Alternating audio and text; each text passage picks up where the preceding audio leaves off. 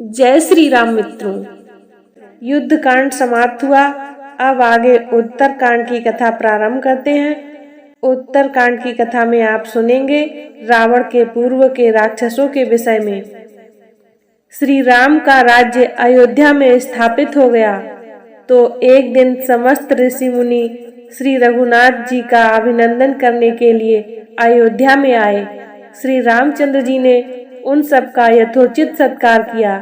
वार्तालाप करते हुए अगस्त्य मुनि कहने लगे, युद्ध में आपने जो रावण का संहार किया वह कोई बड़ी बात नहीं है, परंतु द्वंद्व युद्ध में लक्ष्मण के द्वारा इंद्रजीत का वध सबसे अधिक आश्चर्य की बात है।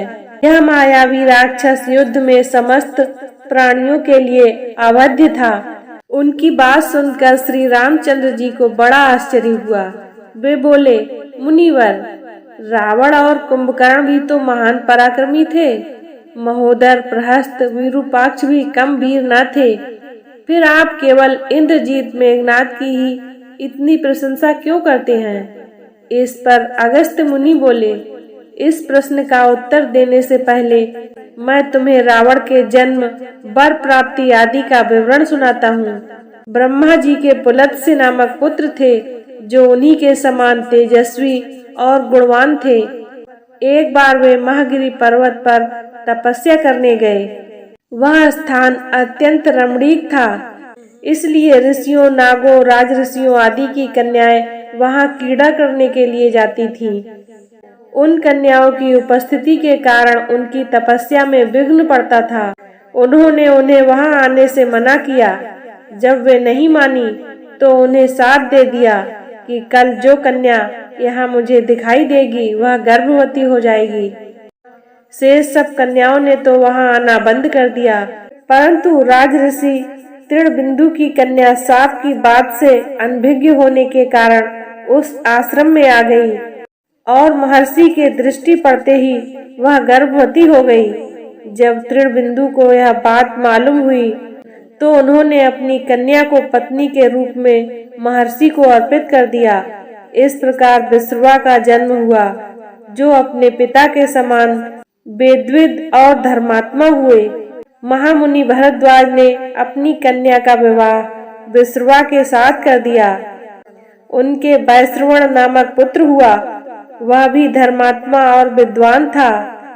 उसने भारी तपस्या करके ब्रह्मा जी को प्रसन्न किया और इंद्र तथा वरुण के सदृश लोकपाल का पद पाया।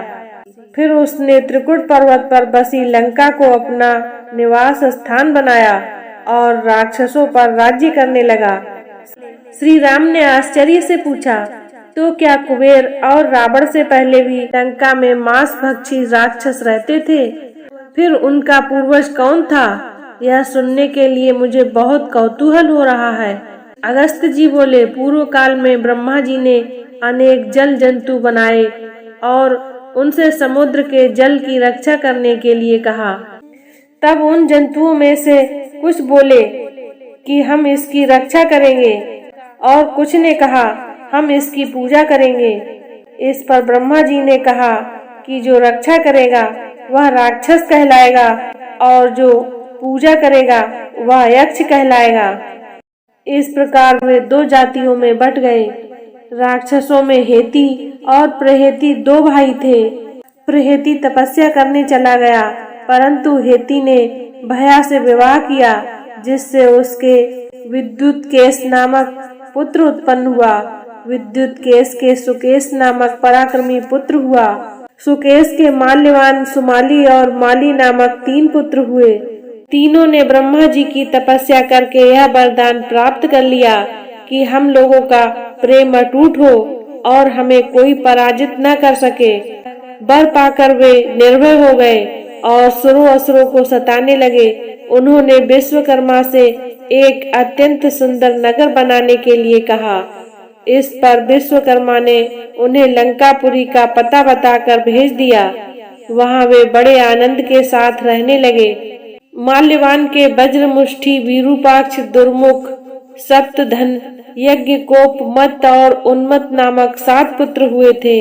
सुमाली के प्रहस्ता कंपन विकट कालीमुख धूम्राक्ष दंड सुपार्श्व संहारदी प्रधस एवं भारकरण नामक 10 पुत्र हुए। माली के नल अनिल हर और संपाति नामक 4 पुत्र हुए। वे सब बलवान और दुष्ट प्रकृति होने के कारण ऋषि मुनियों को कष्ट दिया करते थे। उनके कष्टों से दुखी होकर ऋषि मुनिगण जब भगवान विष्णु की शरण में गए तो उन्होंने आश्वासन दिया कि हे ऋषियों, मैं इन दुष्टों का अवश्य ही नाश करूंगा। जब राक्षसों को विष्णु के इस आश्वासन की सूचना मिली तो वे सब मंत्रणा करके संगठित हो माली के सेनापतित्व में इंद्रलोक पर आक्रमण करने के लिए चल पड़े। समाचार पाकर भगवान विष्णु ने अपने अस्त्र शस्त्र संभाले और राक्षसों का संहार करने लगे। सेनापति माली सहित बहुत से राक्षस मारे गए और शेष लंका की ओर भाग गए। जब भागते हुए राक्षसों का भी नारायण संहार करने लगे तो माल्यवान क्रुद्ध होकर युद्ध भूमि में लौट पड़ा। भगवान विष्णु के हाथों अंत में वह भी काल का ग्रास बना। शेष बचे हुए राक्षस सुमाली के नेतृत्व में लंका को त्याग कर पाताल में जा बसे और लंका पर कुबेर का राज्य स्थापित हुआ। राक्षसों के विनाश से दुखी होकर सुमाली ने अपनी पुत्री कैकसी से कहा कि पुत्री, राक्षस वंश के कल्याण के लिए मैं चाहता हूँ कि तुम परम पराक्रमी महर्षि विश्रवा के पास जाकर उनसे पुत्र प्राप्त करो। वही पुत्र हम राक्षसों की देवताओं से रक्षा कर सकता है। आज की कथा को यहीं पर विराम देते हैं। कथा को पूरा सुनने के लिए धन्यवाद।